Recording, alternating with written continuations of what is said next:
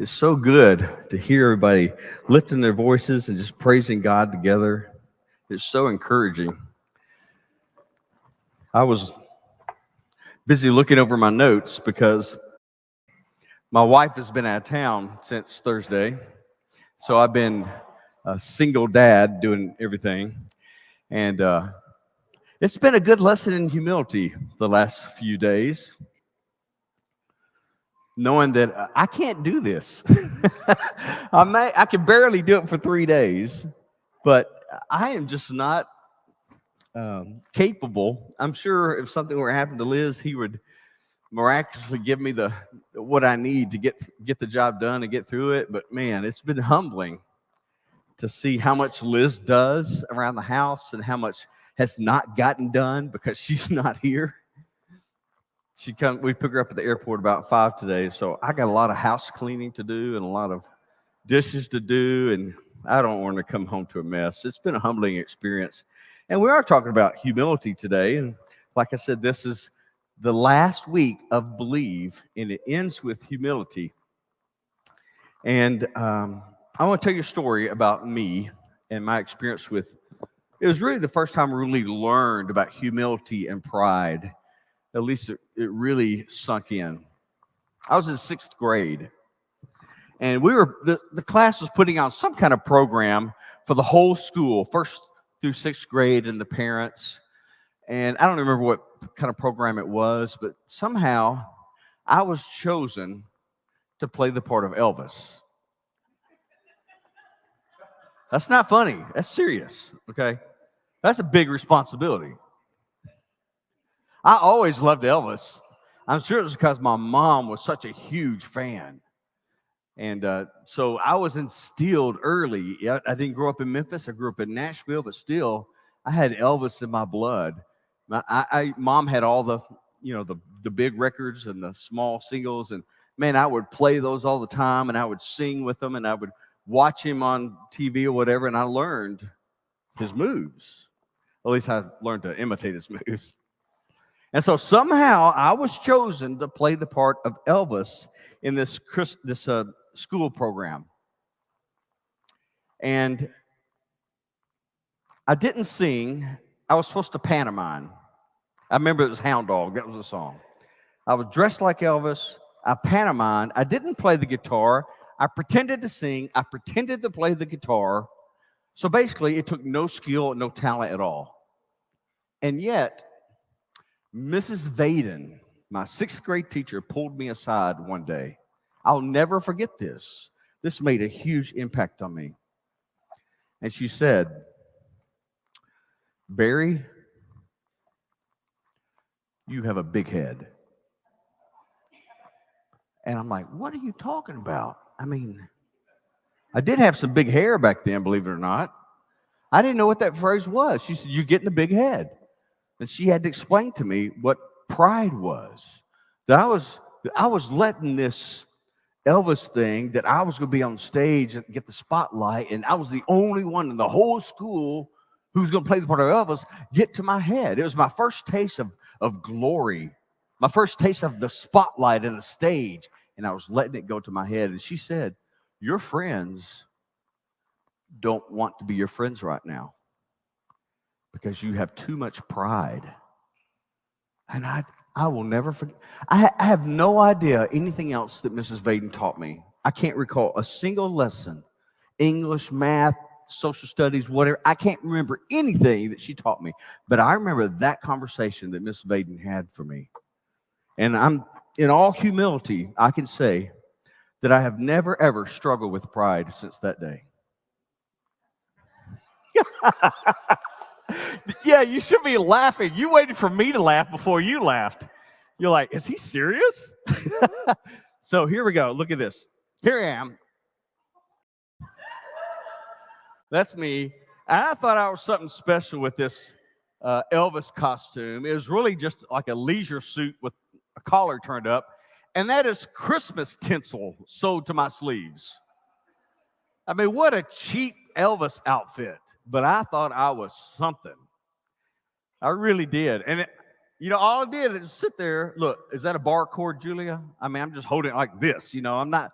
I just pretending to play. I'm pretending to sing. Nothing. I did shake my leg and wiggle my booty. And I had one more thing down. I don't know if you can see it. I'm going to zoom in. I had the Elvis lip curl down. Can you see that? Thank you. Thank you very much. You can see why I had a problem with pride, can't you? I mean, isn't that awesome? Yeah. I do remember that lesson that she taught me. And it's weird. I'm 57, and I still think back to that moment, that conversation with Mrs. Vaden in the 6th grade, because she spoke to me the truth with love. It was tough love. I needed to hear it. And I still need to hear what the Word of God says to me about pride and humility. I need the tough love. How about you? Rebuking by the Holy Spirit when we read the Word is so powerful. And we do not need to run away from it. We need to embrace it and be open about hearing what God has to say. This is important because people don't like to be around proud people. People who are full of pride or full of arrogance. They're haughty. They're boastful. They present themselves as superior. Nobody wants to be around that kind of person. It's important that we learn what humility is. It's also important to learn because we want to be like Jesus. And Jesus was a very humble person. Here's our key verse for this week. We'll be talking about this verse today. When you read your Believe chapter, this verse is right there. When you get together in your groups this week, we'll be talking about this verse as well as some others. And this is in the book of Philippians. The Apostle Paul is writing this. He's telling people they need to have the same mind as Jesus, who was very humble. So he says, do nothing out of what? Selfish ambition or vain conceit. We could boil that down to pride. Both of those phrases really, when you boil it down, has to do with pride. Do nothing out of pride, out of arrogance, out of this feeling of superiority. Rather, in humility, value others above yourself, not looking to your own interests, but each of you to the interests of others. So in the Bible, pride and humility don't coexist. Pride cancels out humility every time. And you read scriptures all through the Bible that talk about how God opposes the proud, but he lifts up the humble. He judges the proud, but he gives grace to those who are humble. And this, to me, sure looks like it's a decision that we have to make. It's a choice, isn't it? Don't act out of pride. Instead, choose to act in humility, to value others above yourself. Now, the King James, this phrase right here, let's look what how the King James puts it. So the NIV that we just read, in humility, value others above yourself. But the King James says, in lowliness of mind, let each esteem other better than themselves. That word esteem is not a word we use very much these days, is it? To esteem somebody. And we use it when it comes to low self-esteem or high self-esteem. But as a verb, to esteem someone, that's not something we say a lot. But to esteem, the Greek word behind this word esteem means to consider, to think, to account for, or to deem. So that's what this word means. So when we choose to esteem someone, we choose to look at them in the way that they have value. We consider them better than ourselves, above ourselves. We're really talking about a state of mind. Thinking about ourselves and about people, because we want to think that they are above ourselves. We esteem them better than us, but that also has to come back to how we view ourselves. And if we view ourselves as superior, in our pride and our arrogance, there's no way we can value them or esteem them better than ourselves. So this word esteem has to do with how we see ourselves and how we have to look at other people.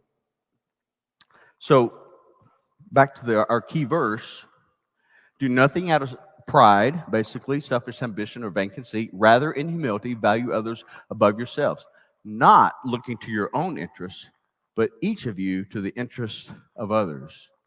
So it starts with how we esteem ourselves and how we esteem others, but it leads to action. Our thoughts, how we think about ourselves and how we think about others, leads to action. Here's their action point. We look to others' interests. We take care of other people before ourselves because we think of them. We esteem them higher than maybe we would if we were full of pride. All right, let me find my place here. So our key verse, a key idea this week is this: I choose to esteem others above myself. It's a choice we make. It's a choice. I decide, I choose that I'm going to humble myself. I'm going to put away my pride, and I'm going to esteem others above myself. I consider them better.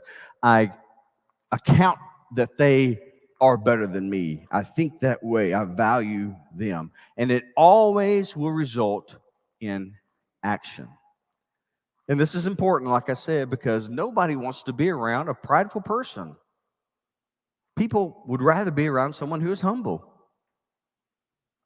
But did you know that humility, we consider humility today a virtue?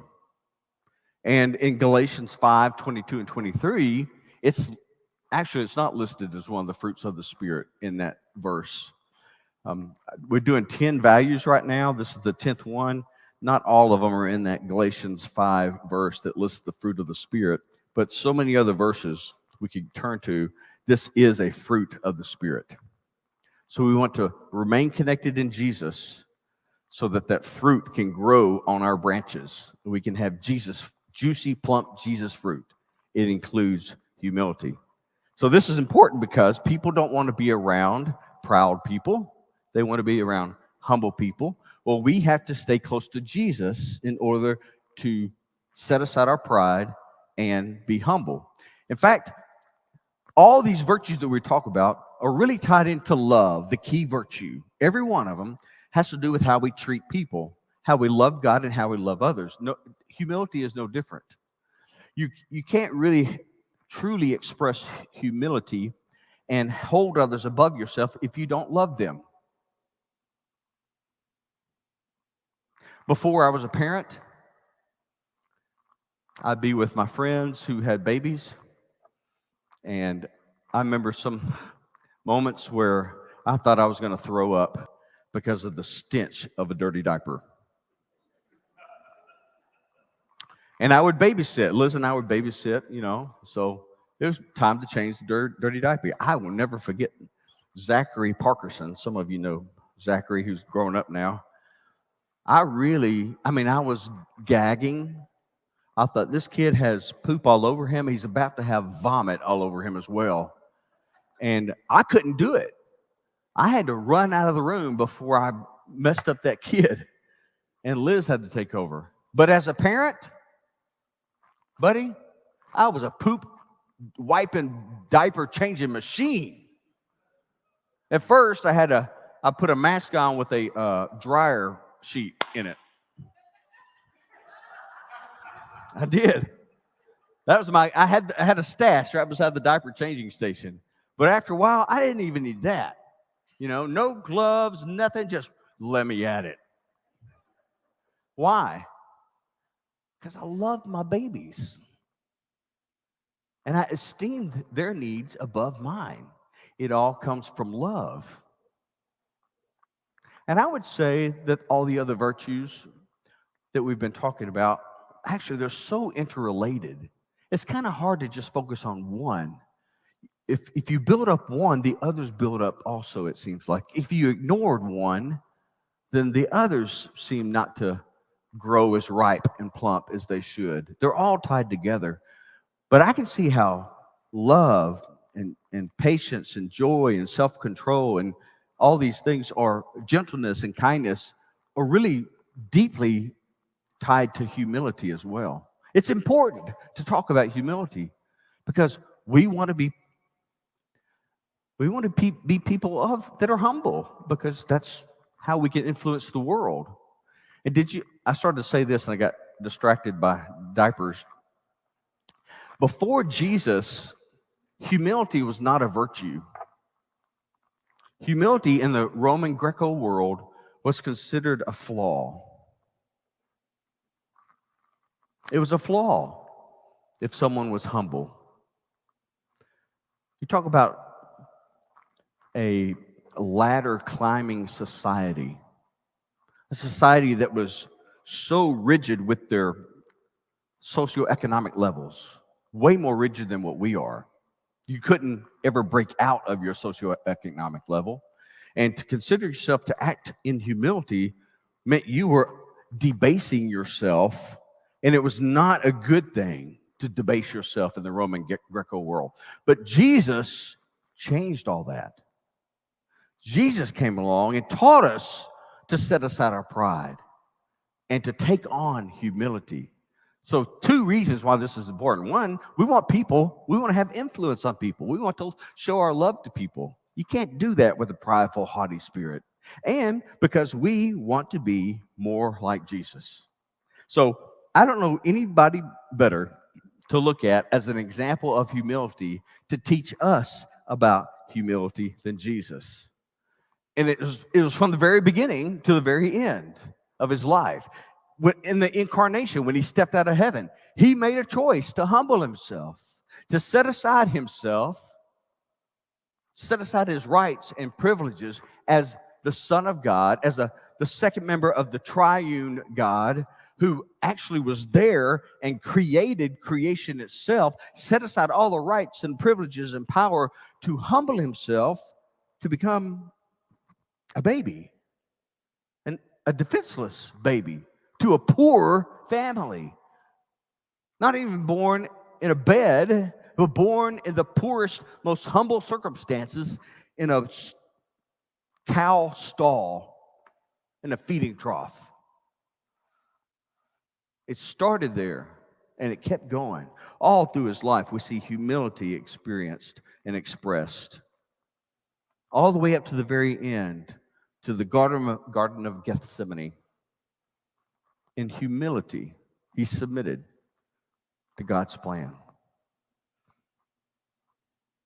In humility, he submitted to being crucified on the cross, taking on the sins of the world. He allowed it to happen because he esteemed others above himself. There's no greater example than Jesus. And there's so many examples I could talk about today, but I've decided to talk about this one, and that is Jesus washing the disciples' feet. Now, I'm looking out here at people's faces, and I see everybody here is familiar with this story. So try not to tune me out, because, I know that story. Let's listen to what God has to say this morning, and maybe he will speak to us something new. So I want to give you a little background before we talk about the actual event of Jesus washing the feet. When you read the Gospels, you see that the disciples never really completely understood what Jesus was trying to teach us about many things, about what the kingdom of God is and what it's like to be in the kingdom of God. And one of the things they missed was this idea of humility. So they were questioning, who is the greatest in the kingdom? On their way to Jerusalem, before the Lord's Supper, before the communion, before the Passover, Jesus instituted the Lord's Supper there at the Passover. Before that, when they were on their way to Jerusalem, there's an argument that breaks out among the disciples. And it's James and John. Of course, they're brothers, so I guess they're used to arguing. Jesus probably got used to them arguing with each other. But here's what they asked. He said, Lord, when you come into your kingdom, let us sit on your left and on your right. What they're asking was, we want to be second and third in command of everything. We realize, Jesus, that you're the king of everything. We want to be right next to you, ruling with you. Can we have that privilege? Can you give us that privilege? And Jesus is like, boys, you guys don't know what you're asking. That's not mine to give. You know, that's the Father's choice. I can't give you that. And he goes on and says this to them. He called them together and he said, you know that those who were regarded as rulers of the Gentiles lord it over them, and their high officials exercise authority over them. Not so with you. Instead, whoever wants to become great among you must become your servant. And whoever wants to be first must be slave of all. For even the Son of Man did not come to be served, but to serve, and to give his life as a ransom for many. So these guys are jockeying for position. They want prestige. They want a seat of power. This is about pride.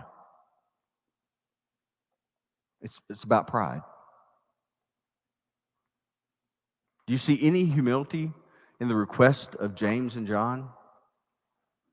And when the others hear that they're arguing about it, they become indignant.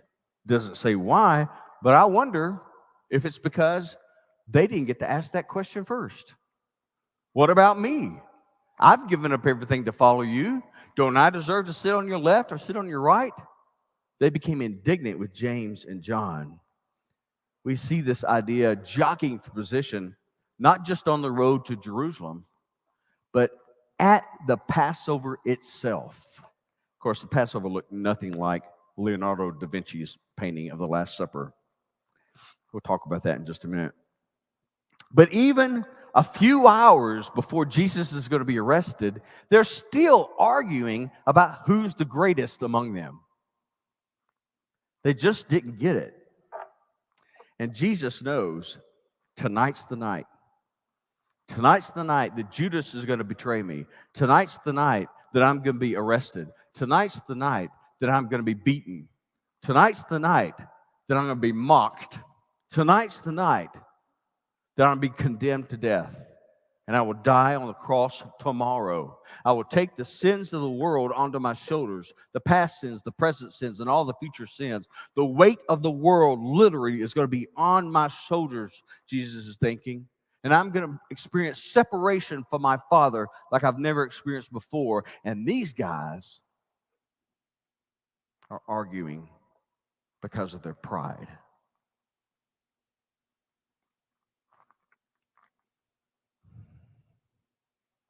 It was time for the Passover meal.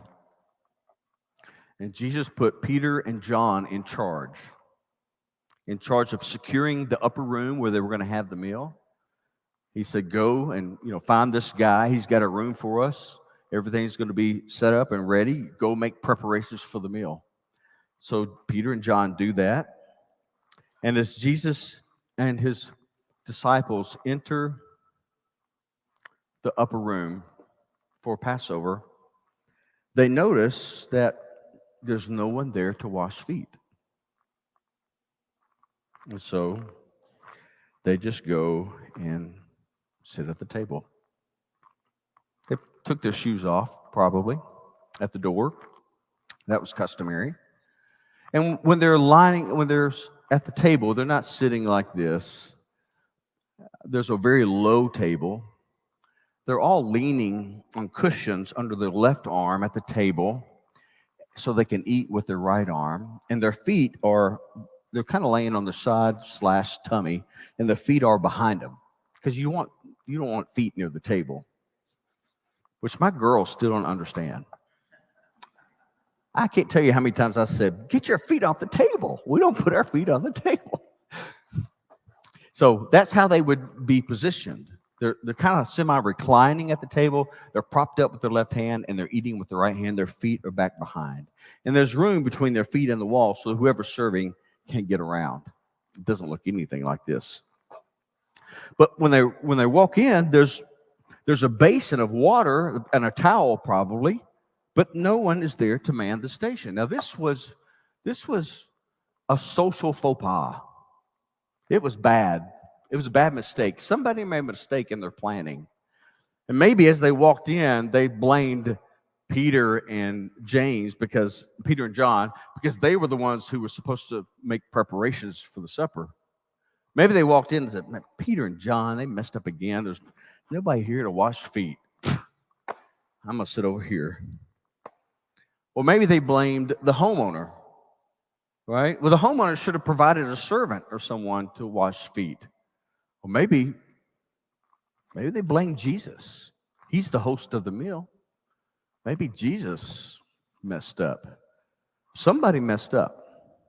It was customary to wash feet. I don't have to tell you what their shoes were like. Sandals, not even nice Birkenstocks. And what were the roads like? I mean, we complain about our roads in Memphis and the potholes and everything, but these were dirt roads that animals traveled as well as humans. And there's no sewer system. So you can imagine the filth that gathered on people's feet as they walked the streets. That's why it was so customary to have someone to wash feet when you came into someone's home. You didn't want to bring that stuff, that muck, that everything into the house. At our group Wednesday night, we sent the kids out to play after their little lesson. And the leaves were on the ground. It's fall. And they were playing on the trampoline and doing some other stuff at Steve and Angie's house. And Steve came to me before the kids came in. He said, they have like a gazillion dogs. I don't know how many dogs they have, 5 dogs or something. He said, the leaves hide the dogs' droppings. So we need to check their shoes before they enter the house. Well, Emma came in before we could check her shoes. Sure enough, it was a mess. And so she walked through the house, and then took off her shoes before we discovered it. Then we checked all the kids' shoes before they came in at that point. That was a really mess to clean up. But something similar is going on in Jerusalem, in Palestine. It was custom to have someone to wash their feet. Not just someone. It was a demeaning job. Jewish men did not do that job unless they were a Jewish slave. There's a Jewish commentary on the book of Exodus that even says that washing feet was too demeaning for Jewish slaves, that it should be reserved only for Gentile slaves. And you're not going to like this part. Or if there are no Gentile slaves, then the women or children or possibly students, pupils. So ladies, you were below men, Jewish men. You were considered below Jewish slaves. You were considered below Gentile slaves. That's how it was. And for a Jewish man, to wash feet was so demeaning. It just was not done. It just wasn't done. And if a Jewish man did it, it would be shocking it would be embarrassing. Because remember, humility at this point is not a virtue. In the Greco-Roman world, it is not a virtue. It's something looked down upon. So we're setting this scene of Jesus washing feet. So everyone in the room enters with dirty feet. They see the wash basin, they see the towel. There's no slave, there's no servant, there's no Gentile servant, there's no Jewish servant, there's no child, there's no woman to wash feet. None of the disciples even think, maybe I should do that, because it was so beneath them to consider that. It would have been admitting your inferiority to everybody there. You're placing yourself on the social ladder. You're placing yourself at the very bottom. And remember, these guys have been arguing about who's the greatest, who's going to sit next to Jesus in his kingdom. No one's going to voluntarily say, well, I'll wash feet. Somebody needs to do it. So we don't know what they're thinking, but I'm pretty sure that there was pride involved. I'm pretty sure there was a lack of humility involved here. And maybe they blamed Jesus. Maybe they blamed Peter and John. Maybe they blamed the homeowner, but whoever, somebody messed up. So here they are, about to eat. They're in position. Their shoes are off, and they got filthy feet.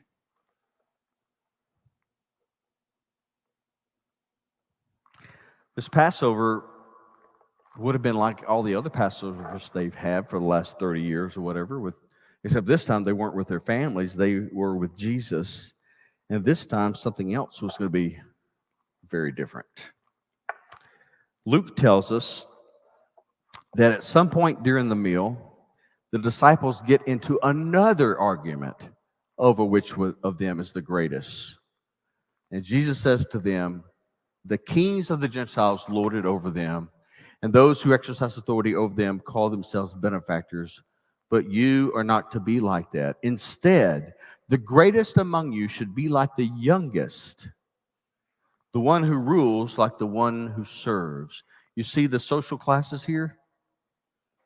The greatest among you should be like the youngest, the child who's way down on that list. The one who rules should be like the one who serves. You should be like the Gentile slave or the Jewish slave or the woman or the child. For who is greater, the one who is at the table or the one who serves? Well, they knew the answer to that.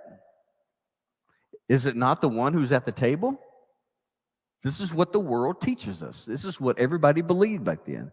But Jesus turns the tables. He says, but I am among you as one who serves. This is different. And I think this argument is what prompts Jesus to get up and start washing feet. Here's a quick video from the book of John we're going to watch. There was no one there to wash their feet. Why didn't someone else volunteer to do it? Why didn't they? How hard would that have been? That's probably what we think when we see this scene. Why did it come to Jesus?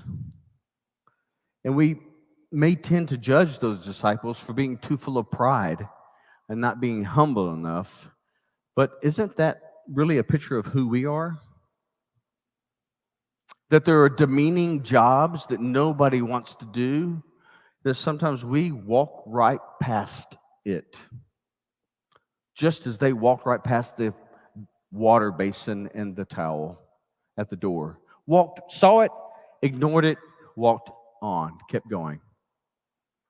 And then started arguing about who's the greatest. Isn't that like us? There are menial jobs that nobody wants to do because it is beneath us. Why didn't Peter want Jesus to wash his feet? It was pride. Pride.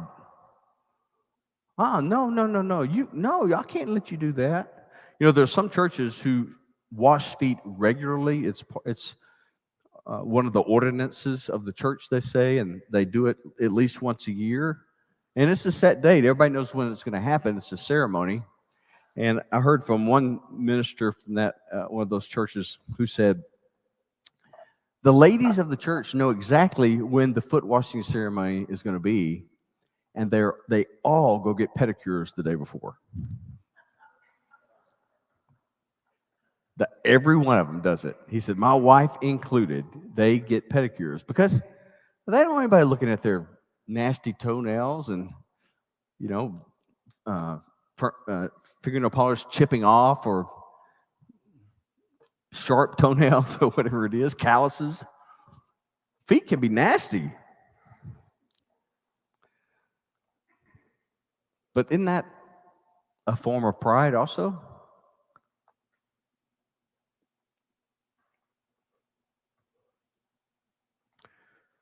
Pride kept them from debasing themselves and humbling themselves. And pride kept them from choosing to value, to esteem others above themselves. And pride will keep me from humility. It will keep me, my pride will keep me from valuing you, from esteeming you above me. And I think you would probably agree it's the same thing for you too. If anyone ever had a reason to be prideful and to esteem himself above others, it was Jesus. Jesus knew that the Father had put all things under his power. If there's anyone who ever had a reason not to debase themselves, it was Jesus.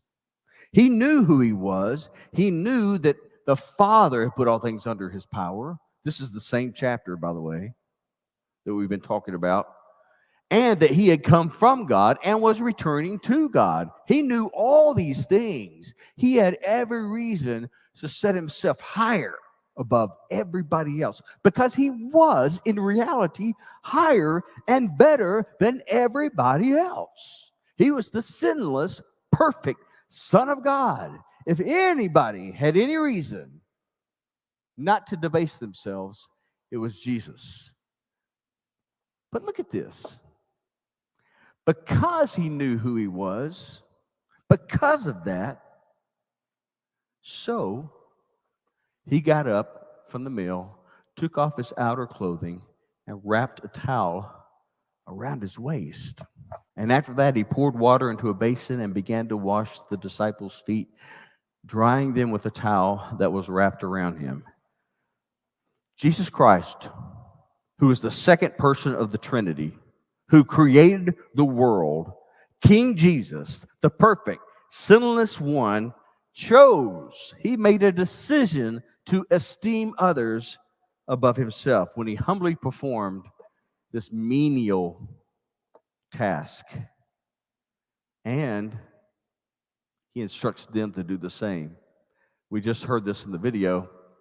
When he had finished washing their feet, he put on his clothes and returned to his place. He said, do you understand what I've done to you? And at that point, their minds are going, their minds have just been blown to pieces because he shattered at all the expectations, all the social expectations of the day. Do you understand this? And they're probably going, I have no idea just what happened here. I don't understand it. He says, verse 13, you call me teacher and Lord, and rightly so, for that's what I am. In other words, I am way up here on the ladder. You should respect me. I am teacher and Lord. 14, now that I, your Lord and teacher, have washed your feet, you also should wash one another's feet. I have set an example that you should do as I have done for you. Very truly, I tell you, no servant is greater than his master, nor is a messenger greater than the one who sent them. Now that you know these things, you will be blessed if you do them. So he instructs his people. He gives an example of service, and he tells them, go and do the same thing. Follow my example, and you will be blessed. All through the Bible, we see phrases like God opposes the proud but gives grace to the humble. Humble yourselves in the sight of the Lord, and he will do what? Lift you up. It's the great reversal. It's the great reversal of pride, turning pride on its head so that we can have humility, so that we can esteem others better than ourselves, above ourselves. So how often is our thinking like the disciples' thinking? How often do we ignore little jobs that no one else wants to do because we are above it? My girls are hyper aware of litter. I mean, I guess they talk about it in school a lot, taking care of the earth. But I mean, we're driving down the road and they litter, litter. We get out of the car in the parking lot. Daddy, somebody broke the law. They threw trash on the floor, on the ground in the parking lot. That's bad. And I think they're about to cry sometimes. And what how do I react? That's okay. Somebody else will get that. Come on. It's not my job, right? They have parking lot sweepers that come in and do that. It's not our job. We don't need to pick up trash. And then that a picture of our life together. There's so many things we are above. Let somebody else do that. There are things in your household that you walk by and ignore because you want somebody else to do it. Trash needs to go out. He can do it. She can do it. Dishes are stacked up. None of those are mine. That's everybody else's dishes. I'm not going to wash them. And we could go on with that list. At the office. There are lots of things. In the teacher's lounge. There are jobs everywhere that need to be done that nobody wants to do. I have a feeling that Jesus would be pretty busy doing those things. So, Jesus told his disciples to follow his example, and he wants us to follow his examples. He wants us to choose to esteem others above ourselves. Do you want to be like Jesus? I'm going to ask that again, and I want a response. Julie and Mark, y'all can come on up. Do you want to be like Jesus? That's what this whole thing is about. That's why this church is here. That's why we gather. That's why we do ministry together. That's why we come on Sundays. That's why we gather in groups, because we want to be like Jesus. We want to think like Jesus and believe like Jesus so that we can do the things that Jesus did, so that we can become more like Jesus. And Jesus said this: do these things and you will be blessed. Do you want to be blessed? Yeah. Well, let's follow the example of Jesus. Let's set aside our pride. Let's clothe ourselves in humility. And let's esteem others greater than ourselves. And you can start with the very smallest thing that no one will ever see, because it doesn't matter if people see it. What matters is we're imitating Christ. Let's stand together.